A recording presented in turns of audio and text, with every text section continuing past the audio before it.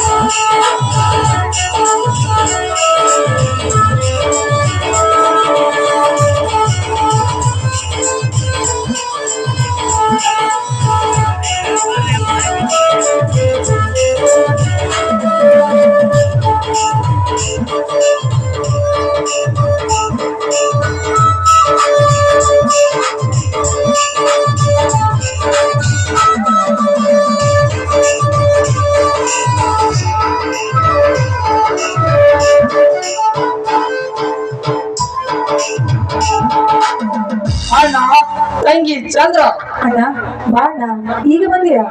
ಹೌದಮ್ಮ, ಈಗ ತಾನೇ ಬಂದೆ.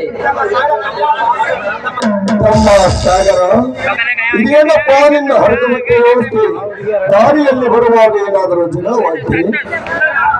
ಇಲ್ಲಣ್ಣ, ದಾರಿಯಲ್ಲಿ ಬರುವಾಗ ಒಬ್ಬ ಭಿಕ್ಷುಕ ನನಗೆ ಶರ್ಟ್ ಇಲ್ಲ, ಶರ್ಟ್ ಕೊಡು ಎಂದು ಕೇಳಿದ. ಅದಕ್ಕೆ ನನ್ನ ಶರ್ಟ್ ಅನ್ನು ಅವನಿಗೆ ಕೊಟ್ಟು ನಾನು ಹರ್ಟ್ ಶರ್ಟ್ ಅನ್ನು ಹಾಕಿಕೊಂಡು ಬಂದಿದ್ದೇನಣ್ಣ.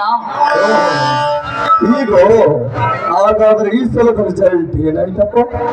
ಅಣ್ಣ, ನನ್ನ ಮನೆ ದೇವರಾದ ಯಾದಗಿರಿ ಮಲ್ಲಯ್ಯನ ದಯದಿಂದ MBBS ಕೋರ್ಸ್ ಮುಗಿಸಿ ಡಾಕ್ಟರ್ ಆಗುವ ಎಲ್ಲ ಅರ್ಹತೆ ಪಡೆದು ನಿನ್ನ ಮುಂದೆ ನಿಂತಿದ್ದೇನಣ್ಣ. ಆಶೀರ್ವದಿಸು. ತಮ್ಮ ಸಾಗರ, ಎತ್ತೇಳು ಸಹೋದರ, ಎತ್ತೇಳು. ಸದಾ ಯಮುನ ಸ್ವಾಮಿ ಆಶೀರ್ವಾದ ನಿನ್ನ ಮೇಲಿರುವುದೇ ಈ ನಿನ್ನ ಆಸೆಯಪ್ಪ, ಆಸೆ. ಅಣ್ಣ, ನೀನಾಡುವ ಒಂದೊಂದು ಮಾತು ಕೇಳಿದರೆ ಆ ಶಿವಲೋಕದ ಶಿವನೇ ದರಿಗಿಳಿದು ಬಂದು ನನ್ನ ಜೊತೆ ಮಾತನಾಡಿದಷ್ಟು ಸಂತೋಷವಾಗುತ್ತದೆ. ಈ ಜನ್ಮದಲ್ಲಿ ನಿನ್ನ ಋಣ ತೀರಿಸದೆ ನಾ ಸತ್ತು ಹೋದರೆ ಮುಂದಿನ ಜನ್ಮ ಅಂತ ಇದ್ದರೆ ನಿನ್ನ ಮನೆ ಕಾಯುವ ನಾಯಿಯಾದರೂ ಹುಟ್ಟಿ ನಿನ್ನ ಋಣ ತೀರಿಸುತ್ತೇನಣ್ಣ, ನಿನ್ನ ಋಣ ತೀರಿಸುತ್ತೇನೆ. ತಮ್ಮ ಸಾಗರ, ಅಂತಹ ದೊಡ್ಡ ದೊಡ್ಡ ಮಾತನಾಡಿ ದೊಡ್ಡವನನ್ನಾಗಿ ಮಾಡಬೇಡಪ್ಪ ನನ್ನನ್ನು. ನೀ ಹೇಳುವಷ್ಟು ದೊಡ್ಡ ಮನುಷ್ಯ ನಾನಲ್ಲ. ಜನರನ್ನು ಕಾಪಾಡುವರು ಹೇಗಿದ್ದ? ಅಣ್ಣ, ಎಂತ ಉದಾರವಾದ ಗುಣವಣ್ಣ ನಿನ್ನದು. ನಿನ್ನಂತ ಅಣ್ಣನನ್ನು ಪಡೆದ ನಾನೇ ಪುಣ್ಯವಂತ. ಇರಲಿ ಅಣ್ಣ. ಪರಾಕ್ರಮಿ ವೀರ ನನ್ನ ತಮ್ಮ ಶಿವ ಎಲ್ಲಿ?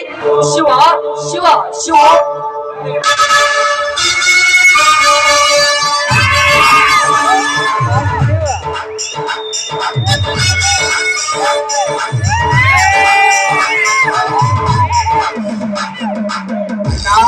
ಬಂದೆ ಅಣ್ಣ. ಊರಿನಿಂದ ಯಾವಾಗ ಬಂದೆ? ಬಂದು ಕೆಲವೇ ಸಮಯ ಆಯ್ತು ಶಿವ. ಇದೇನಣ್ಣ ಚಿಂದೆ ಆಗಿರುವೆ ನಿನ್ನ ಬಟ್ಟೆಗಳು? ಯಾಕಣ್ಣ ದಾರಿಯಲ್ಲಿ ಬರುವಾಗ ಯಾವನಾದ್ರೂ ಬಂದ ನನ್ನ ಮಗ ನಿನ್ನ ಮೇಲೆ ಸೂರತನ ತೋರಿಸಿ ಕೊಂಡರನಿಸಿಕೊಂಡಿರುವನ? ಹಾಗೇನಾಗಿದ್ದರೆ ಈಗ ಆರಕ್ಷಣದಲ್ಲಿ ಹಸಿರು ಉಳಿಯತ್ತ ಹಾರಿ ಕೊಂಡರನಿಸಿಕೊಂಡಿರುವ ಬಂಡರ ರುಂಡಕನ್ನು ನಿನ್ನ ಪಾದಕ್ಕೆ ಅರ್ಪಿಸುತ್ತೇನೆ. ಅಂತ ಬಂಡರ ರುಂಡ ಕಡೆಯಲೆಂದೇ ಈ ನನ್ನ ವೀರ ಎಂಬ ಪರಸು ಆರ್ಭಟಿಸಲಿದೆ. ಏನಣ್ಣ ಯಾರೆಂದು? ಅಂತ ಘಟನೆ ಏನು ನಡೆದಿಲ್ಲಪ್ಪ. ಇರಲಿ, ಏರ್ಪೋರ್ಟ್ಗೆ ಬರುತ್ತೇನೆ ಎಂದು ಹೇಳಿ ಏರ್ಪೋರ್ಟ್ಗೆ ಬರದೆ ಎಲ್ಲಿಗೆ ಹೋಗಿದ್ದೆ? ಅಣ್ಣ, ನಮ್ಮ ಆಸ್ಪತ್ರೆ ಕಟ್ಟಿಸಬೇಕಂದಿರುವ ನಮ್ಮ 2 ಎಕರೆ ಮಟ್ಟಿ ಹೊಲದ ಜಮೀನಿನಲ್ಲಿ ಆ ಮುಖ್ಯಮಂತ್ರಿ ಗೌರ್ಮೆಂಟ್ ಫ್ಯಾಕ್ಟರಿ ಕಟ್ಟುವ ಸುದ್ದಿಗೆ ಇತ್ತು. ಆ ಮುಖ್ಯಮಂತ್ರಿ ನಾನು ಕುಳಿತಿರುವ ಈ ನನ್ನ ಭೂತನೆ ಮಿಡಿಲು ಶಾಂತಿಗೊಳಿಸಬೇಕೆಂದು ಹೋಗಿದ್ದೆ. ಆದರೆ ನಾನು ಮಾಡಬೇಕಾಗಿರೋ ಕೆಲಸವನ್ನು ಬೇರೆ ಯಾರು ಮಾಡಿ ಮುಗಿಸಿದ್ರಣ್ಣ. ಅದಕ್ಕೆ ಹಾಗೆ ಮರಳಿ ಬಂದೇನಣ್ಣ. ಹಾಗೆಲ್ಲ ಸ್ವಲ್ಪ ಸ್ವಲ್ಪ ಮಾತಿಗೆ ದೊಡ್ಡ ದೊಡ್ಡ ಶ್ರೀಮಂತರನ್ನು ಎದುರಾಕಿಕೊಳ್ಳಬಾರದು ಶಿವ. ನಮ್ಮಂತ ಬಡವರಿಗೆ ಏಕೆ ಬೇಕಪ್ಪ ರಾಜಕೀಯ ವಿಷಯ? ಅಣ್ಣ, ದೊಡ್ಡವರು ಅನಿಸಿಕೊಂಡವರಲ್ಲ ದೊಡ್ಡ ಶ್ರೀಮಂತರು. ನಮ್ಮ ಮೇಲೆ ಏನೇ ದೌರ್ಜನ್ಯ ಜನ ದಬ್ಬಳಿಕೆ ಮಾಡಿದರು ಸುಮ್ಮನಿರಬೇಕನ್ನ ಮಾತು ನಮ್ಮ ತಾತ ಮುತ್ತಾತನ ಕಾಲದಲ್ಲಿ ತಣ್ಣ. ಈಗಿನ ಕಾಲದಲ್ಲಿ ಸೊಕ್ಕಿನ ಶ್ರೀಮಂತ ಎದುರು ನಮ್ಮಂತ ಬಡವರು ಇಸ ಪೂರ್ತ ನಾವಿನಂತ ನಡೆದರೆ ಒಡೆದು ಕೊಲ್ಲುತ್ತಾರಣ್ಣ. ನಮ್ಮಂತ ಬಡವರ ಸೊಕ್ಕಿನ ಶ್ರೀಮಂತರಾದ ರಾಕ್ಷಸರು. ನೋಡು ಶಿವ ಹಾಗೆಲ್ಲ ಸ್ವಲ್ಪ ಸ್ವಲ್ಪ ಮಾತಿಗೆ ದೊಡ್ಡ ದೊಡ್ಡ ಶ್ರೀಮಂತರನ್ನು ಎದುರಾಗಿಕೊಳ್ಳಬಾರದು. ಶ್ರೀಮಂತರು ತಮ್ಮ ಜೀವನವನ್ನು ಕಾಪಾಡಿಕೊಳ್ಳಲು ಅನೇಕ ವಿಜ್ಞಾನದಿಂದ ಕಂಡು ಹಿಡಿದ ಪವರ್ಫುಲ್ ಗನ್ ಪಿಸ್ತೂಲ್ ಗಳನ್ನು ಇಟ್ಟುಕೊಂಡಿರ್ತಾರೆ. ಅಂತ ಶ್ರೀಮಂತರನ್ನು ಎದುರಿಸಿ ಹೋರಾಡಲು ನಮ್ಮ ಹತ್ತಿರ ಏನಿದೆಯಪ್ಪ ಅಂತ ಆಯುಧಗಳು. ಅಣ್ಣ, ಆ ಬಂಡ ಶ್ರೀಮಂತರನ್ನ ಎದುರಿಸಲು ದೇವರೆಂಬ ವಿಜ್ಞಾನಿ ಕಂಡಿಡಿದಿರುವ ಈ ಅದೇ ಪರ್ವತದ ಬಂಡಿಯಂತೆ ಇನ್ನು ಗಟ್ಟಿಯಾಗಿದೆ.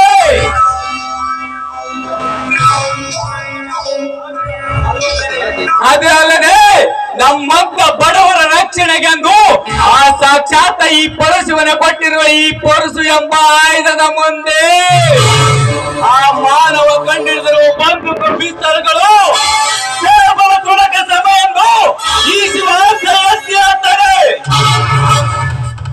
ನಿಜ ಶಿವು, ನೀ ಹೇಳುವ ಮಾತು ನಿಜ. ಆದ್ರೆ ಶ್ರೀಮಂತರ ಹತ್ತಿರ ಬಂದೂಕಿಗಳು ಮತ್ತು ನಿನ್ನ ಕೈಯಲ್ಲಿರುವ ಗಂಡುಗಳಿಗೂ ತುಂಬಾ ವ್ಯತ್ಯಾಸವಿದೆಯಪ್ಪ. ಯಾಕಣ್ಣ, ಈ ಶಿವನ ಪರಸದ ಮೇಲೆ ನಿನಗೆ ಅಪನಂಬಿಕೆ. ಆ ಶ್ರೀಮಂತರ ಬಂದೂಕಿನಿಂದ ಬಹಳಷ್ಟು ಅಂದರೆ 12 ಜನಗಳನ್ನು ಕೊಲೆ ಮಾಡಬಹುದು. ಆದರೆ